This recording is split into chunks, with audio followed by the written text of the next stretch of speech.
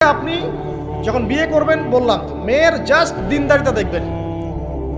হ্যাঁ, এর উপর যদি সৌন্দর্য থাকে আলহামদুলিল্লাহ, বংশ ভালো হয় আলহামদুলিল্লাহ, মেয়ের অর্থ সম্পদ আছে আলহামদুলিল্লাহ।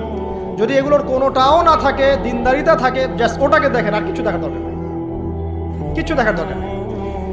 এরপরে আরেকটা কথা বলতে ভুলে গিয়েছি যে আপনি এই লেভেলে যাওয়ার আগে নিজেও পবিত্র থাকার চেষ্টা করেন। আপনি নিজে জেনায় যায় না, নিজে পর্নে যায় না, নিজে হারাম অ্যাফেয়ার্সে যায় না। যদি আপনি যান তাহলে আল্লাহ পাক কিন্তু আপনাকে পবিত্র স্ত্রী নাও দিতে পারেন।